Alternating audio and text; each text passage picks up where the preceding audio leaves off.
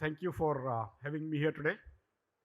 My congratulations to the organizers of India FinTech Forum. I was told today that there were 2,000 people teeming around the airports and a lot of traffic jam because of this event. So congratulations. Of course, next time, hopefully there will be a larger venue so that there is less traffic jam. Since this is a FinTech Forum, I would like to start with the interesting fact which not many of you know. But NSE was the first fintech of India. That time it was not called in fintech, right? But NSE was also the first in-your-face IT success of India.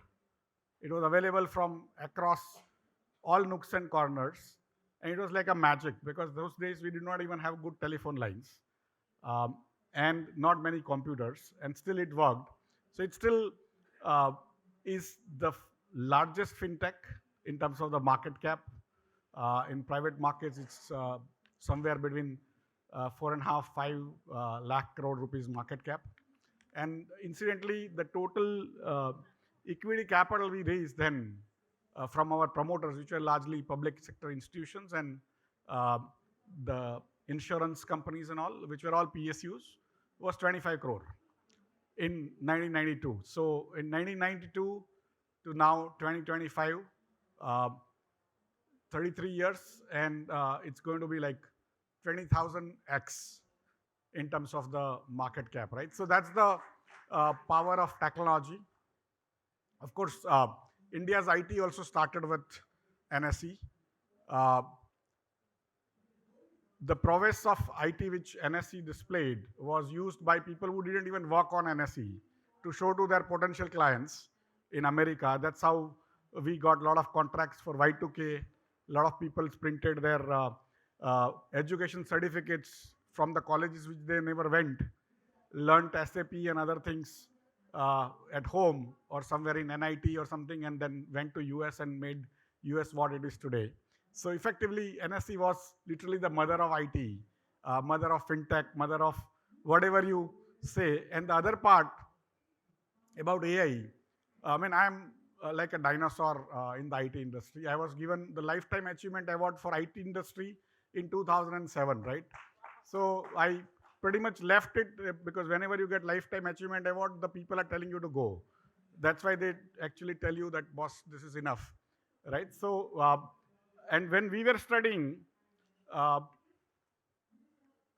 the AI was known as fuzzy logic, okay? And then it became machine learning and very many other avatars, and now it is called AI. But what AI today is what I call brute force method. We had to work on 32 kbs and those kind of RAMs, and now you are working on PBs and PBs and even beyond. And so that's where our lives were. We had to be smart and stuff like that. But AI is not something new. Uh, at the same time, in life, uh, things happen very slowly and then suddenly. So we are on that sudden part of the end of the AI. That 3 years back, in November 22, is when ChatGPT came in, and then things started exploding. And that's what many of you may not appreciate, but the technologies are the only changes that happen in life. And the wealth gets created out of new technologies, and they come in waves. And waves are coming faster and faster, which means newer technologies will come faster, and the more wealth will be created out of that faster and faster. So what used to happen, say in 100 years or 1,000 years, is now happening in 10 years and 15 years, right? So that's where the pace of technology is accelerating, and AI is one of many, many technologies that are going to come. But AI is like electricity for me. Um, when electricity came about, not many people thought that you will be able to speak using electricity, or you will be able to heat your house using electricity, or cook your food using electricity. Today, electricity is there in every parts, every nook and corner, every house. right? And AI is what I call that type of horizontal technology, like electricity, that is going to bring many, many benefits if you use well. But naturally, the crooks are ahead of the game. And so, more than using it well, people use it first to cheat others, do things which is wrong. And so, around 2 years back, or 1.5 years back, there was a new framework which came, which basically could create videos of humans, uh, make them look like uh, that person, and make him speak or her speak whatever they wanted. And few of the Indians also were part of that sort of AI images or AI videos that were created. And there were some of the business leaders. But one of the what I call more lookalike videos, because it was early days of AI video creation, and so uh, my video which somebody created was looking like me and spoke like me with all the pauses which I do and behavior of mine, and so. I thought it was a prank because I come from IT and some of my friends have got hold of that type of software. So I took it as a prank and did not bother. It came on Facebook, on Twitter, everywhere. I did not bother at all. And that video was basically very short video saying that join my WhatsApp group, I'll give you a tip every day. And I thought it was just to tease me because I am not supposed to even trade, so let alone giving any tips, right? And every day I go to TV, whoever meets me, I tell them don't believe in tips. And here I was giving sort of a phone number and a WhatsApp group saying you join this and I'll give you a tip every day, right? And so I took it as a prank. After 2 3 days, I went to Delhi and I went to a posh hotel like this. And in a restaurant, there were 4 different industrialists who were themselves very, very rich. They got up from different corners and said that, Ashish bhai, we have joined your WhatsApp group. And I said, boss, which WhatsApp group? And they said, no, you are giving tips. And then I realized that it's actually a nuisance. So I came back, told my colleagues to file a suit in High Court of Mumbai. And High Court of Mumbai understood that this is a very dangerous activity that is going on. And they gave a judgment which was interim, saying within 10 hours, uh, Facebook, which was being used for this kind of purposes, has to take it back, that particular video or any other video which looks like me, but we have an objection to. And then that became a guideline for the government of India. They issued a circular on top of that. Then some compromise was reached. But why I'm telling you this is that any new technology that comes will have a positive and negative both. And we need to be very aware that usually the scalability is achieved by crooks faster than the right people, because right people are doing their jobs and crooks are trying to kind of break into those jobs, right? So that is what happens to stock markets all the time. People who want to make money want to go for people with authenticity, and that's where. So for me, that time I was thinking, what is happening? You could create a video of somebody. You could actually create a video of somebody murdering somebody, and that would be taken as a proof in the courts. And so the line between truth and untruth, or truth and not so much truth, is going to be very thin, right? It's going to uh, happen to a person like me who is well known, but it could happen to you. It could happen to your children. It could happen to your neighbors. And that is now, like literally in 1.5 years, it has become so low cost that it can happen to you literally. People can make movies on you at very low cost, right? And so that's where the differential, or the differentiating line between truth and untruth is going to be very very thin.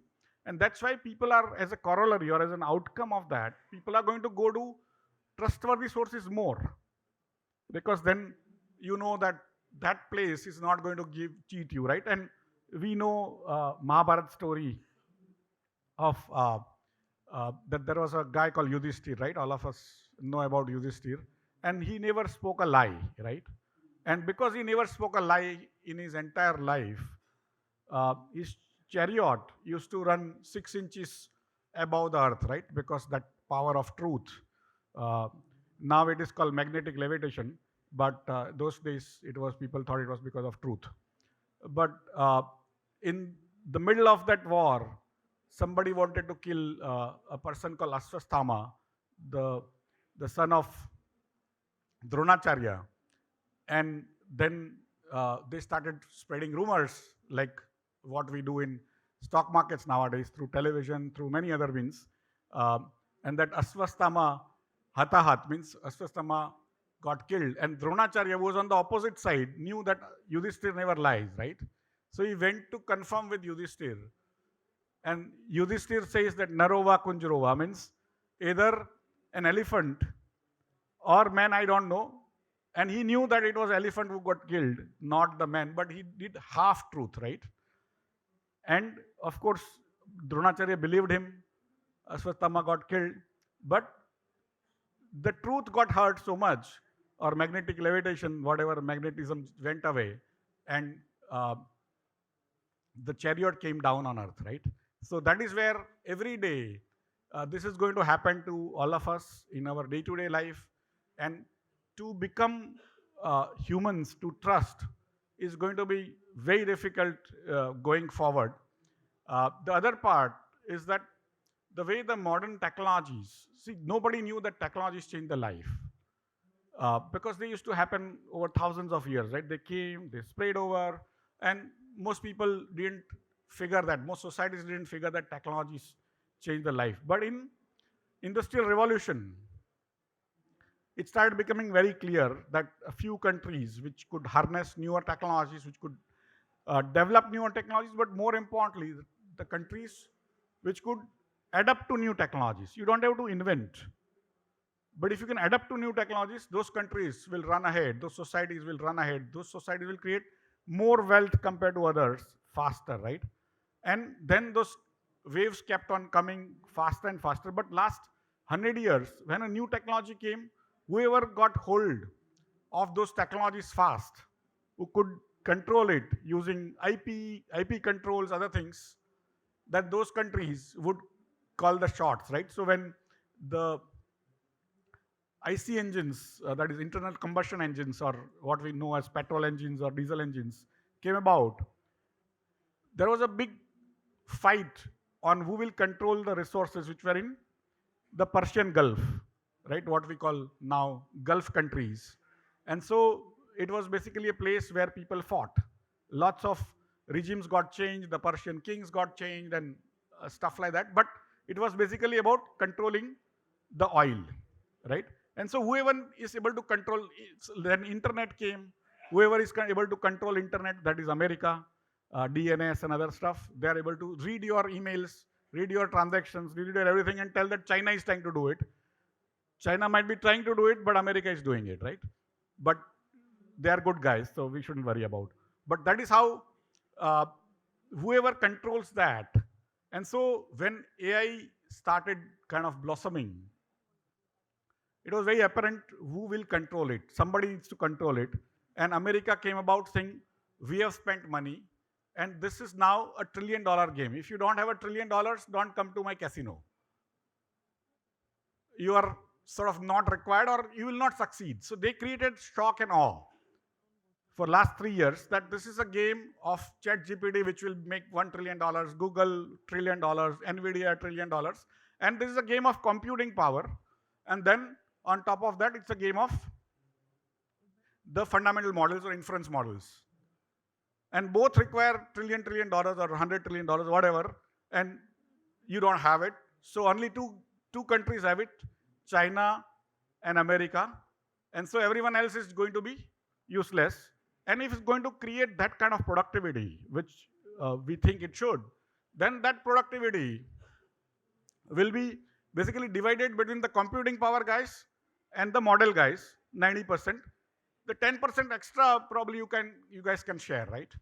IT productivity was shared quite reasonably well across the world, but they wanted to control, and that's why what I call a shock and awe method of America.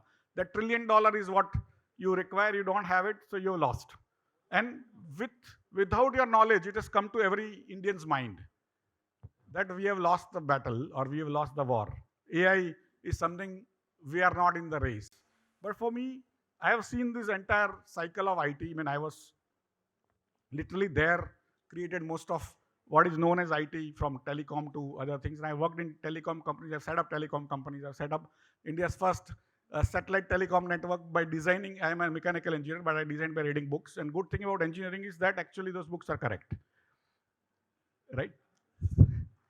So I've gone through these hypes, I've gone through these cycles, and I realized that we did not invent the electronic chips, right? All the computer chips. We did not invent Fortran 4 or COBOL or Pascal or PL1 or whatever those languages, nor Python, nor Unix, nor Oracle, nor SQL, nothing, right? But we became the best users. No operating system, no Microsoft, not even Linux, right? But we became the best users and we use that so well that we are providing services to the rest of the world, right? And so when this cycle goes and it becomes democratized, that is the cost of production of those chips, the computing power, and also those models become less on a unit basis and its availability, then that next layer of people will be us, right? So we have not somehow America wants you to prove that boss, don't come into this our game. We will cover 90%, and if you feel like we'll throw some crumbs at you, provided you behave. The other side, China went in a different way. China is not making any announcement. They just are issuing open source, open weight models, which don't even cost much, don't require much compute. And so they are puncturing the American story of $1 trillion by saying you can run their DeepSeek or whatever Kimi K2 or Kimi K3 in one laptop. It'll give better answers than ChatGPT. So effectively, without saying, they have punctured that stuff. But for me, there is an opportunity there that now that you get open source, open weight model, you can try making your own wheels, right? Somebody has invented, you can make your wheels and you can struggle and of course create a greatest wheel on earth later on, which you must. As a society, we must have our own models. But if something has come, let's also use that. And what China has done is very interesting. They've gone into using those models instead of trying to sort of take rent out of that models only for next 100 years. They are now using it in everyday things, in robots, in heating your food, or preserving your food, or just going on road. They are using the AI into day-to-day things. They have become basically manufacturing country, and they are using those AI benefits by creating small little models, putting into your rings, your mobiles, your spectacles, your sort of new belts are coming which allow you to walk faster or lift little more.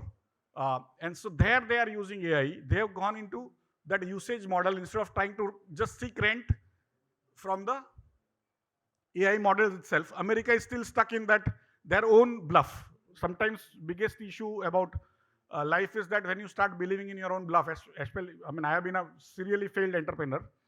And so people ask me all this TV compares, they tell me that, but what is your biggest lesson? And I say, don't believe in your own bluff. Right? You can give all your projections to the venture capitalists. Some of them are sitting here, they're laughing. But when you start believing that bluff, you are in trouble, right? And so America has started believing in that bluff that there is nothing beyond this in AI. There is a huge thing to capture, a lot of productivity to come. And we, as the people who provide services to the world, will keep on using. What will happen is the services that you today offer, the productivity you offer, you'll have to make it 10x. Without too much work, because the AI is a tool which will allow you to do that. And so you will get more jobs, not less. Right? And that is where I think India is going to be an eventual winner. Of course, we need to continue to invest in terms of what are the other races? Because the races are coming much faster. Earlier, they used to come 30, 40, 50, 100 years. Now they have been 2022 and 25 end, right? So it's like a November 22, December 25. 3 years, that cycle is fully run. now it's becoming, November 8, my son is into AI, he has his own vibe coding platform. And so he showed me 1 week before what was uh, cloud cost coming for a particular query was X. After 2 weeks, on November 8th, it was similar to that X amount, but Kimi-K2, which was a Chinese model hosted on American platforms, it was coming down to now 95% cheaper compared to Claude. And that's where I realized that the cost of compute and inference both is coming down by literally a factor of 20 every month now going forward, right? And that's where many of you who are currently trying to make newer businesses start using those models, create them yourself. I've seen some of the advertisements or some of the announcements, even by some of my brokers who have started sort of advertising that they have their own AI models and stuff like that for investing in stock markets or trading in stock markets and all. So start using it as new tools which are available to you. Of course, use them smartly and things like that. But newer races are going to be run, and we need to start running from now onwards. We missed out the AI bus. That doesn't mean we will not now catch up. We will catch up faster. But the new race is being run. Also, we'll have to start running from now. So when that race is start sort of getting fully run, we are there at the top table. I mean, I many times say that why 1,000 years we were subjugated is because we were looking at managing our internal hierarchies of society and not running the technology race. We were the pioneers of the technologies those days, 1,000 years back, 2,000 years back. But when you start looking within and not improve, we were not in the race. We were not even in the stadium where technology race was being run for 1,000 years. Today, when technology race is run, we will have to be at the top table. And that is the onus on the young generation to take up those challenges. And so which are the newer sort of challenges that are coming up? Of course, drones are some of them, but robotics, everywhere, robotics is going to be the next race. And many of us are software people. We are services people. We are people producing softwares, right? But not connecting it to hardware and all. We'll have to start learning, going with all the spanners and all to also connect, use them in manufacturing, use them in day-to-day house, use them in transport and many other things. And that's what is the onus on us. And then, of course, the energy race, solar has come, wind has come, but now newer nuclear race is being run, and we need to be there too, all of us. And that's what, for me, it's important that all of us as young people understand that there are many, many more such technologies come. They will build on each other. AI will help nuclear fusion or nuclear fission and stuff like that. And you guys also need to learn to do physical work in addition to becoming we are a service nation today. A large part of world services come out of here, but we also now need to get into some sort of connecting to the physicality and move forward. What we do in NSE is manifold. We use it for software development, the AI. We use it for reading all the legal documents that come from all courts across the country and summarizing them. We also use it for surveillance. We use it for even prospectus vetting and many other things. But that is, again, many use cases that are there. For me, I just wanted you to be aware that we are going to be the winners if we continue to run faster, better, smarter going forward. I hope I have given you an idea of what is there. But if we miss out in our arrogance or our fear or our inferiority complex that somehow we are behind, then we'll never win this race. So we need to have that reasonable confidence that we are going to win this race like we have won the IT race. But there is a long way to go for all of us and for this country, because who can learn newer technologies? It is the young people. Who can learn these newer technologies? These people who are technologically adaptive. If you look at Japan, it's old. If you look at China, it's suddenly old because of one-child policy. In next 50 years, China will have half the number of people India has. Today, we are both the same number. I was in South Korea last month speaking on similar subject. They are going to go down by 50% in their population in next 30, 40 years. If you come to our side, India is young, technologically adaptive. We have two next door, both East and West, young countries, large enough, 250 million, both at least, give and take few. But both societies want to look back, right? They want to go back to whatever 1,000 years back society, not adapt to technologies. And so those societies will not come up. And then you go to Africa, it's fighting within. Europe has become old. America is going to become old if Indians don't go. This year, 25 will have less number of people in America than they had 24 in 24. Right? And young people come from other places where opportunities are. India is lucky to have more and more young people coming. We are going to remain young for next 30, 40, 50 years. And that is the place that you are young, technology oriented, start taking the baton and run with it. Thank you very much.